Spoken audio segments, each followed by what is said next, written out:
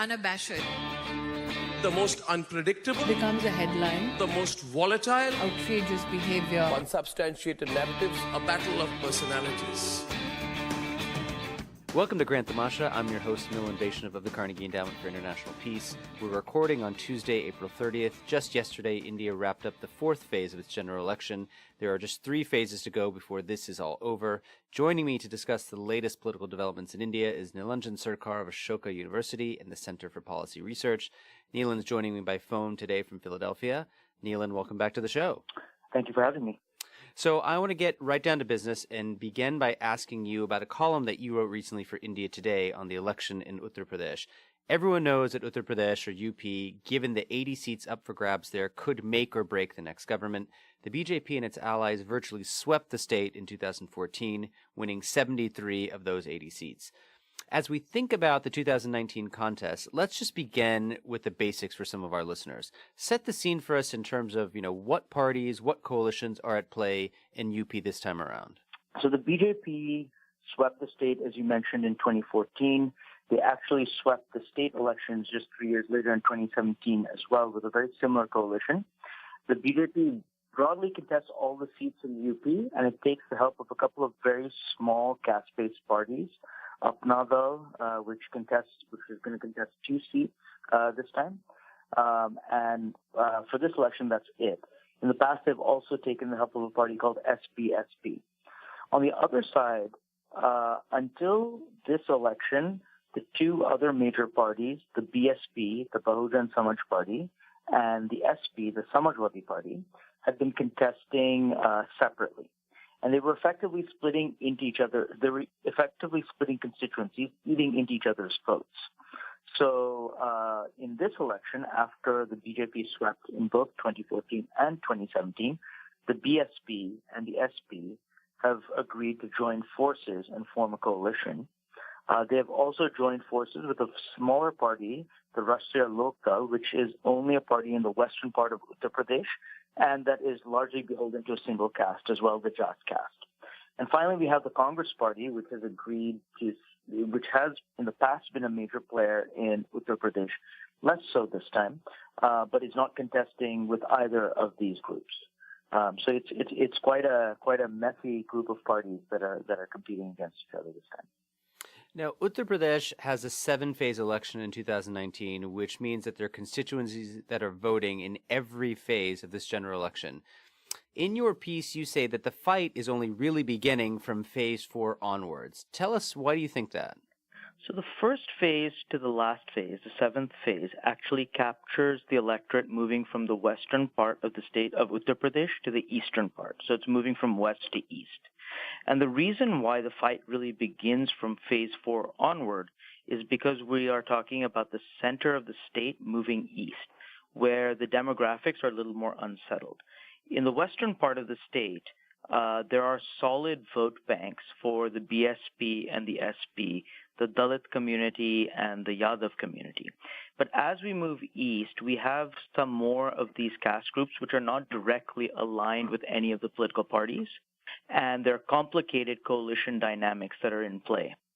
So the extent to which the SP and the BSP are able to hold on to their vote shares and transfer vote shares across parties, and perhaps get some of these other groups that have not always been committed to them, they will be able to give a serious fight to the BJP.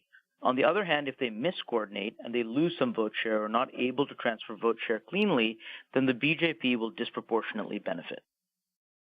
So I want to quote what I think captures your central thesis of the piece, which is the NDA will benefit disproportionately if the Gathbandhan or the Grand Alliance experiences miscoordination, but it won't lose very much from strong coordination in the Grand Alliance.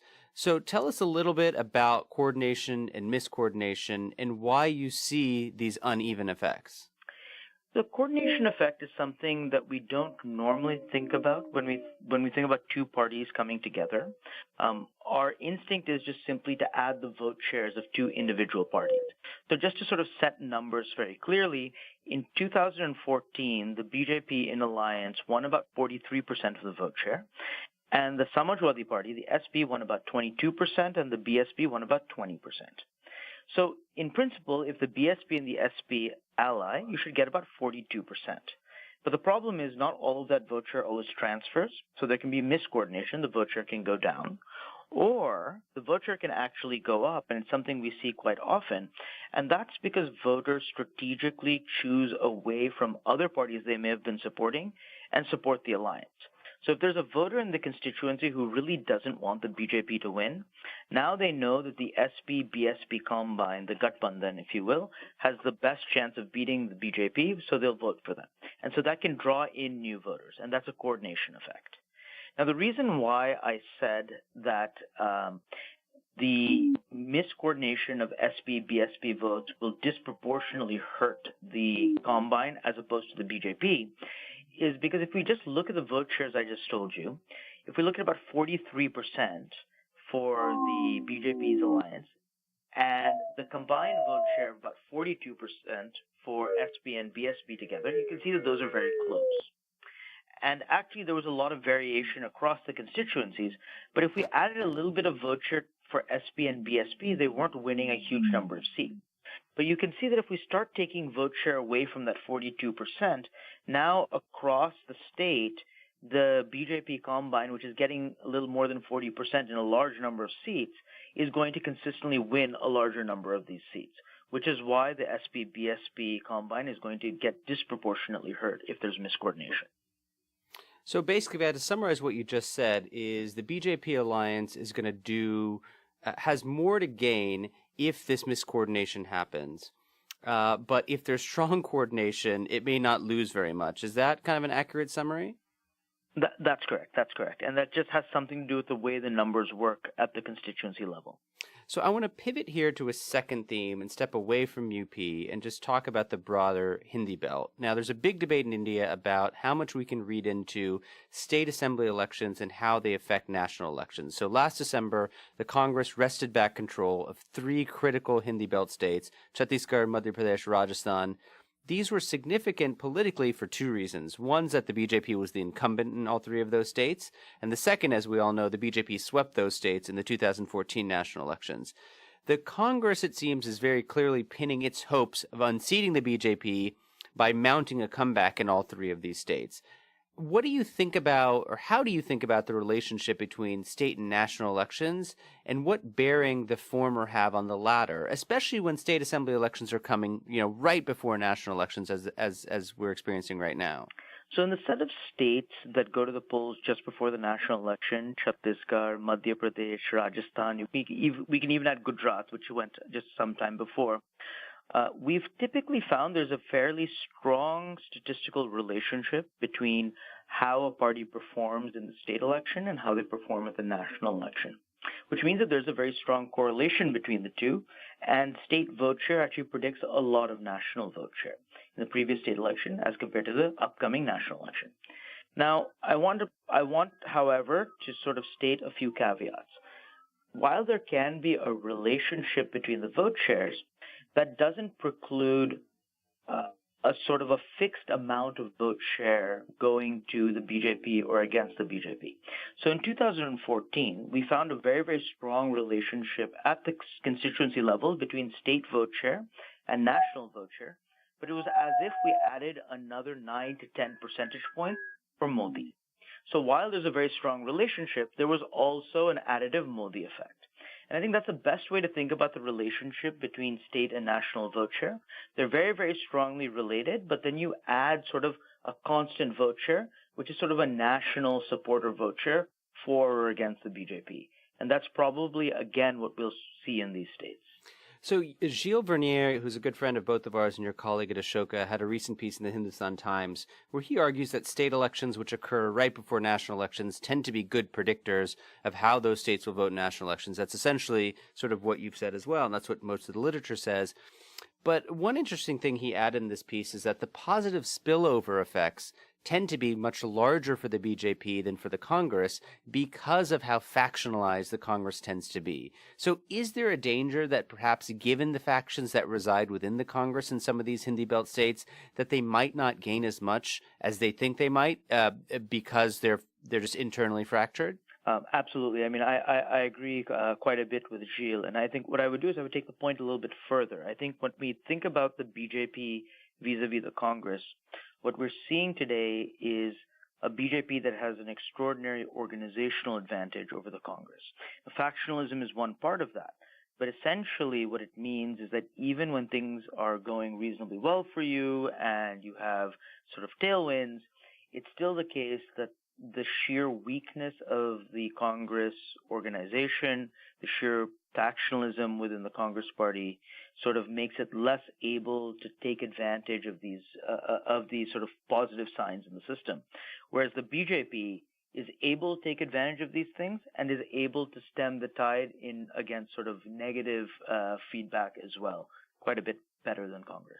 So I'm going to end this session like we do every week, asking you to share with our listeners, one story coming out of India this week that you think hasn't been adequately reported, but that listeners out there need to pay attention to. What would be on your list? So I'm going to sort of shift attention to Bihar. I think there's a lot going on in this Indian state of Bihar, and it doesn't get reported in the media much.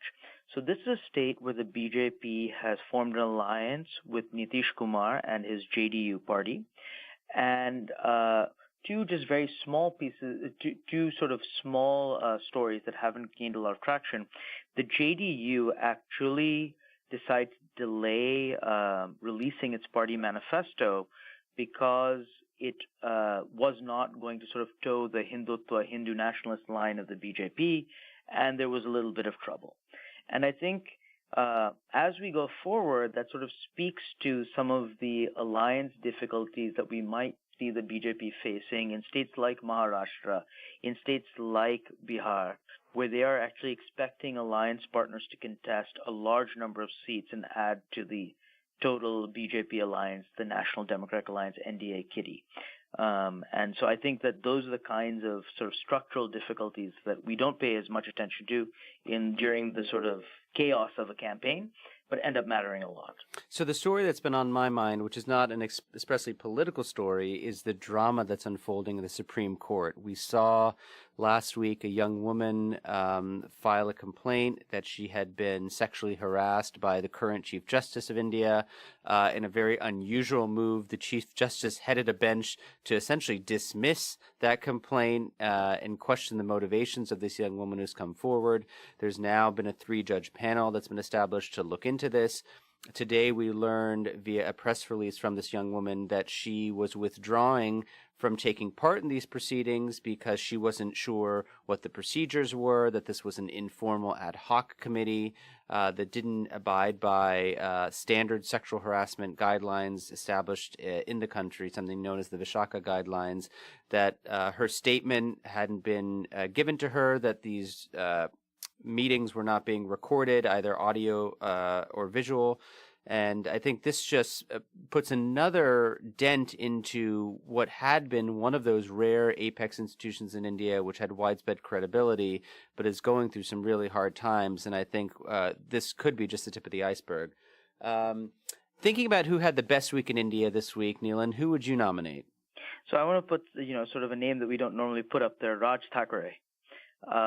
He is a nativist politician from the state of Maharashtra who seems to be a one-man army staging a vociferous protest against Modi in a way that and the BJP in a way that has been quite effective in the state of Maharashtra. So he is, for those of us, since we are academics, it also makes us happy. He brings out data. He brings out PowerPoints. I mean, the sorts of things that you never really expect from nativist politicians. But, he seems to really have captured the imaginations of a certain class of people. Well, you read my mind because he was my nominee too. I mean, if there's one person who's just gotten loads of positive press and is not used to getting loads of positive press, it's Raj Thackeray. Many people have been writing these quite gushing stories saying he is single-handedly putting forward a kind of opposition campaign, even though he has no MPs in parliament. I think he just has one MLA in the state assembly. He's not even contesting these elections, but yet he is doing what the Congress and the NCP, its ally in Maharashtra, are unable to do, which is mount a cogent and consistent critique of the BJP's performance. Who do you think had the worst week in India? So I think it's we've probably nominated them for worst weeks in the past. It's the Congress party as a whole and Priyanka Gandhi in particular. I think there was a big hullabaloo that Priyanka Gandhi may contest from Varanasi against the current Prime Minister Narendra Modi. That turned out to be just a rumor, and it was such a letdown. It really sort of took the winds out of the sails of the Congress campaign. Yeah, I agree. I mean, Priyanka Gandhi was on my list as well, and I think, frankly, Rahul Gandhi is not having a great week. This week, in fact, just this morning, the Home Ministry has issued a statement saying that they have asked Rahul Gandhi to clarify whether or not he is truly a citizen of India. So this is India's own birther moment. This was in response to a complaint which was made by that rabble-rousing BJP MP Subramaniam Swamy, who is famous for launching such complaints. And this just raises all kinds of issues that I think Rahul Gandhi doesn't want out there, even if they're completely false or fabricated.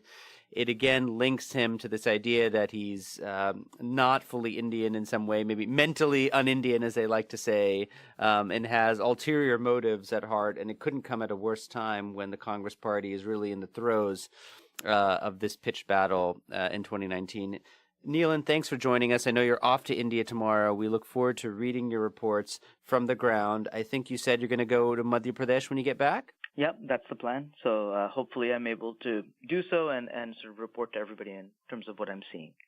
Thanks for coming back. And after a quick break, I'll be back to talk with the economist and columnist Niranjan Rajadhyaksha on the Modi government's economic record and the challenges the next government faces going forward. Stay with us.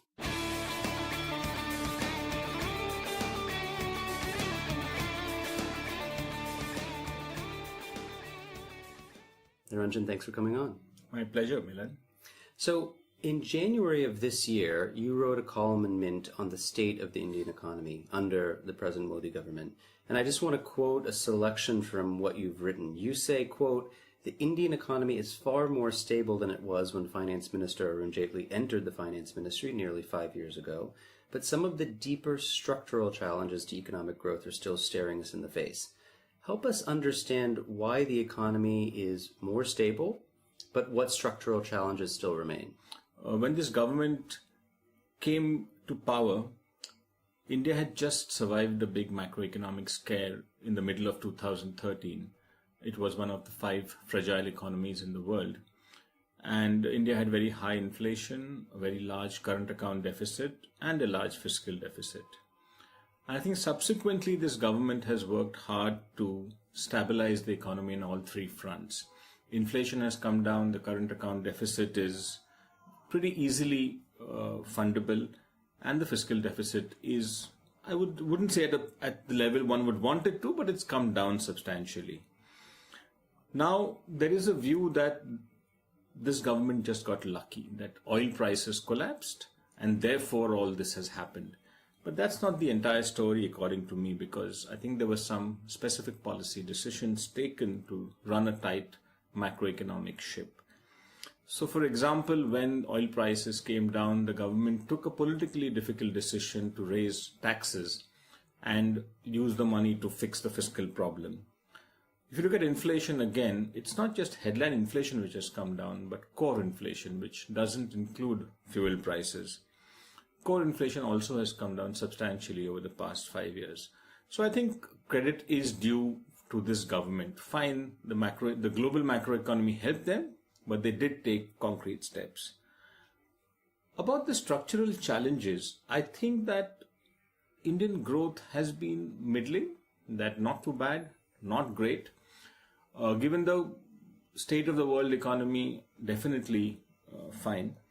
But I think going forward, there are certain fissures in the Indian economy. If this growth has to be sustainable, what needs to be done? So, for example, the investment cycle has been weak, and I don't think enough has been done about it. Underlying problem is that household savings have dropped pretty substantially over the past 5 years, which put future growth at risk. the banking problem, which has really held back growth and investment, that has not been fixed. So these are the sort of structural problems which I would say that have not got enough attention over the past 5 years. So, in a follow-up piece that you wrote more recently, you had this analogy where you said, the Indian economy is sort of a two-speed economy, right? So, on the one hand, you have the industrial economy, and the other hand, you have the agrarian economy. And the agrarian economy is hurting quite badly right now. So how have these two sectors fared, and why should we be sort of thinking of them as sort of these two separate components?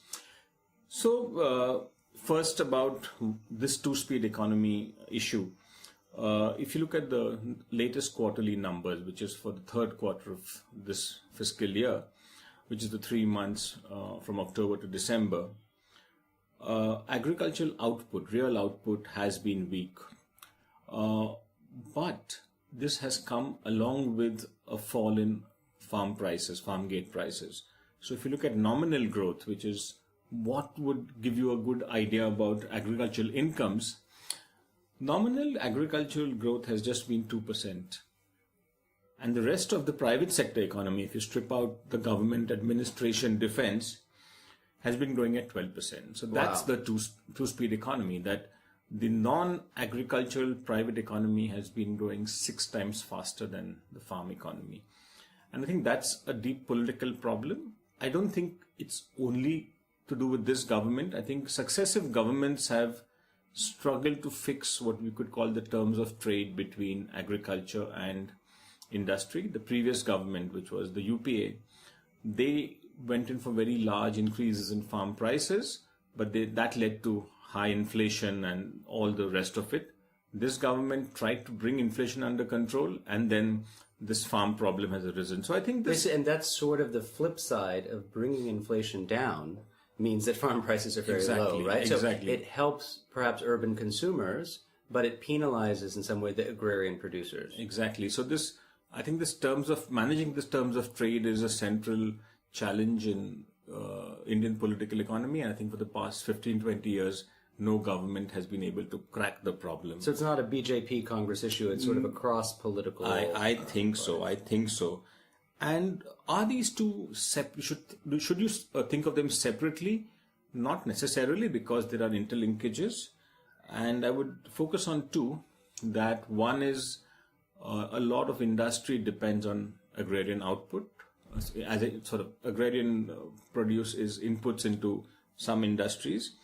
And the other is that if your farm sector is weak, domestic demand for industrial goods also is weak. So if foreign demand is not working because of your export performance and you are constrained on domestic demand, then the scope for industrial growth obviously gets reduced. So definitely it does play into the rest of the economy as well. The only thing I would like to say is that very often people equate farm distress with rural distress. And I don't think that's necessarily true, because the Indian rural economy has diversified. And I would broadly say that 50% of rural income now comes outside the farming sector.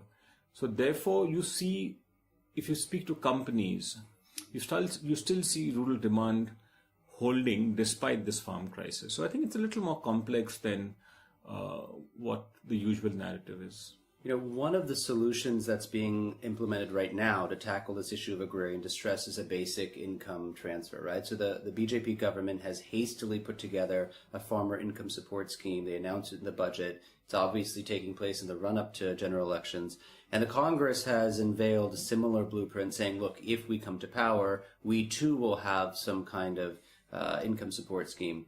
Now, you've written somewhat skeptically about the idea of a universal basic income in India, saying, and I want to quote, "Guaranteed basic income is not a solution to mass poverty," end quote. Why not? So the idea essentially is that given the scale of India's poverty problem, you still need to raise output levels and you need faster growth for that. Redistribution is not going to do the trick. But let me be a little clear about what I meant. I'm not against income support. It's universal income support. The idea that every citizen, or at least most citizens, will get a guaranteed income from the government, I don't think there's enough money going around, frankly.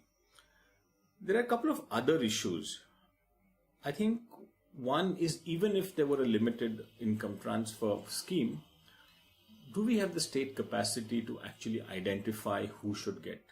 So if you look at the farmer income support scheme, it assumes that you have a very good sense of who owns how much, land records are in place, etc. Open question whether that is available. If you look at the Congress recommendation, it's built on this SECC data, right? Which is the socioeconomic and caste census. Caste census. So which sort of they think will help them identify exactly who deserves money or not.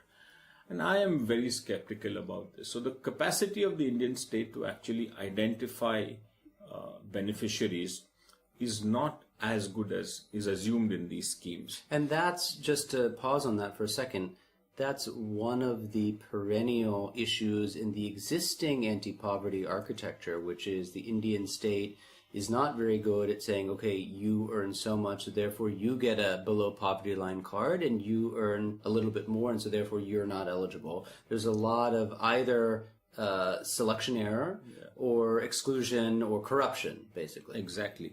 And I think another very important issue is that India is at a stage of development where the state still has to build public goods at a large scale. India is not like a Scandinavian country or, a Western European social democracy where the public goods have been built and you're talking about some sort of income support. So for the state to shift its focus from being a development state to sort of saying that I'm not going to build this, but I'm going to give you money, I worry a little about that at this stage of our development. Interestingly, and I've mentioned this in my column, that the first plan or the first proposal to have some sort of minimum income support was made all the way back in 1962. Right, that was something new. I didn't know that. Indeed. And the idea was that 80% of Indians would benefit from faster growth between, say, 62 and 77, the 15-year plan. And the other 20% who could not, for various reasons, benefit from that growth, the government would support them. And if you look at the proposal put forward by Arvind Subramaniam and his co-authors, they've actually flipped that, that 80% of Indians require income support and 20% can do without it. So I think that it tells you a lot about the Indian development story, but I think the state neither has the money nor the capacity for a large income transfer scheme. Now, one follow-up on this, so Arvind's, we had him on the podcast, and his contention is that it's much easier for you to target out than to target in. So in other words, one reason that he said, you should maybe make the top 10 or 15% ineligible for this income support scheme is that it'll be relatively easier to block those people or exclude those people. And, you basically just take everybody else, as opposed to setting the threshold at, somewhere like 50%, where, it'll be hard to figure out, who's 49 and who's 51, right? Yeah.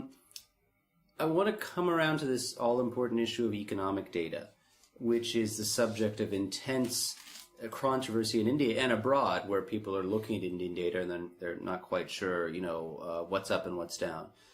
This particular government has been criticized for tinkering with India's GDP methodology and also more recently for its obfuscation on employment figures. Given that, we have the data we have and nothing's going to change in the short term, what is your rule of thumb for how we assess the health of the Indian economy? I mean, if we're not really sure we can trust these sort of fundamental cardinal pieces of data, what should we be looking at? What do you look at? So first of all, I wouldn't say that the data is being manipulated. I just feel that there is too much uncertainty about the data right now. And the unemployment numbers are a separate issue, but overall the GDP data. So I have two basic rules, that if you assume that the data is not perfect, the first rule is that don't look at one number, look at lots of data. So there is no single way in which you can figure out how the Indian economy is doing. Right. So I depend a lot on the high frequency data. What's the sale of cars, tractors, freight, imports, exports, bank credit. So I think the only way to get a good composite view of the Indian economy is to really look at 20, 30 pieces of data rather than one data point. So that's my first rule. The second, I think, is that if our data on quantities is suspect or is not completely correct, then look at price data. So I always use this example when people talk about jobless growth, that if indeed 10 million people are coming into the Indian labor market every year, and for 5 years there has been no job creation, then why are wage rates rising? So I think that, fine, you can debate about the quality of jobs, but I think the prices tell you something. So these are my two, mechanisms that look at lots of data and occasionally, along with output data, look at price data. It tells you a lot. So one of the other issues having to do with the Indian economy that's come under scrutiny is its exports. And this has gotten a bit more complicated because of the ongoing trade tensions. The U.S., of course, has just recently revoked these unilateral trade preferences called GSP that it gives to India, following a series of bilateral disputes that both countries have not been able to solve. How concerned are you about this idea of an escalating trade war for India? And sort of how does India fit into the kind of broader trade patterns and the trade headwinds that we're seeing right now? Yeah, so frankly, I don't know whether what happened of late is just a random event, or is it sort of an opening salvo in a larger trade war? Because it could escalate potentially if it gets like a tit for tat. So we've had two episodes before this. One was the famous Harley-Davidson episode, where the Indian government was accused of not, making it easy for Harley-Davidson to sell in India. And then there was this thing about India being a potential currency manipulator, which according to me is ridiculous because India runs a current account deficit. So it can't be a currency manipulator, but nevertheless. So there have been these episodes, and this is the third such episode. The GSP per se may not sound like a big thing because I think it's capped at $185 million per item exported. So that it's not that there's unlimited market access through the GSP. But if you add up all of it, I think India is definitely a beneficiary of the GSP system. Also, since India does, unlike say South Korea or Mexico, doesn't have a free trade agreement, I think it allows Indian firms at least a foothold into the American market. So this is important. You can't dismiss the importance of this. Will it escalate? I really don't know, but I think that the flip side is that even this Indian government has, especially in its previous budget for 2018, they did increase import duties. So I think India actually has been one of the major beneficiaries of the open trade system, and we have a really big stake in ensuring that. So it's going to be interesting how the negotiations play out, but I think India should stay committed to free trade. So I want you to reflect a little bit on the future. Irrespective of whoever comes to power in this general election, it could be another BJP government, it could be some coalition of opposition parties. What do you think are the top 3 or 4 economic priorities? If you were to be king for a day or finance minister for a day, what are the sorts of things that you would try and push forward, right? I mean, obviously parties are trying to develop their economic manifestos and their platforms right now. What would you advise? So in my answer, I'll stay clear of the broad brush suggestions like land reform or labor market reform. I think those are more complicated, but immediate things which need attention, but from the next government, whether it's the same dispensation or another one. So I think one is more immediate strategic challenge, which is that if indeed because of the US-China trade war and overall rising wages in China, if global supply chains are being rewired, then how does India try to take advantage of it? And recently, Oxford Economics did a study of which Asian countries are best placed to take advantage of this entire change in the global supply chains.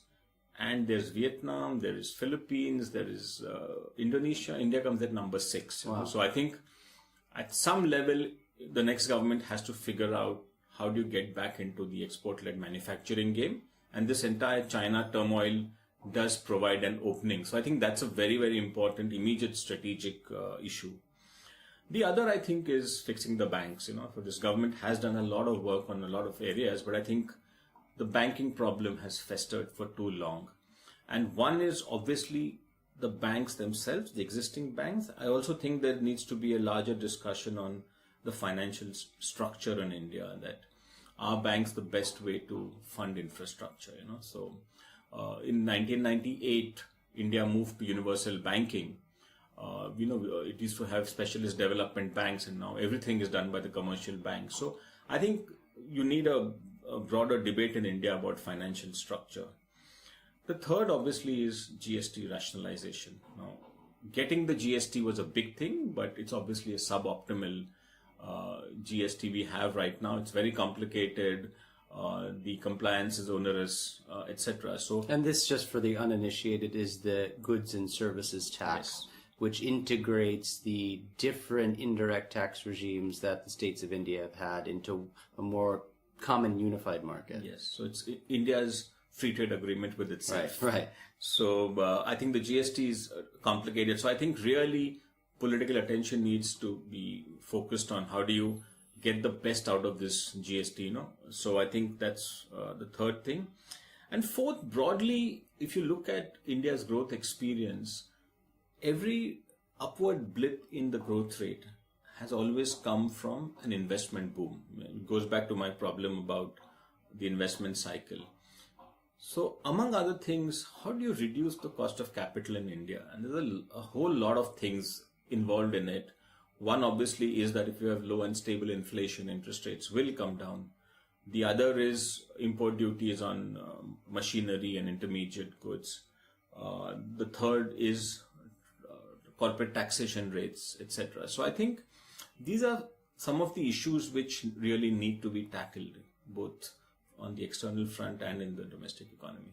Well, Niranjan, we could only hope for India that the next finance minister, whoever he or she is, listens to you and takes your sage advice. It's always great to talk to you, and thanks for coming on the show.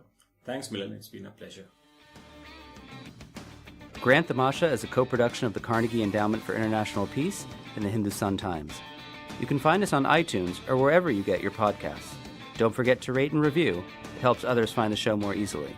For more information about the show and to find the writing we reference on this week's episode, visit our website, granttamasha.com.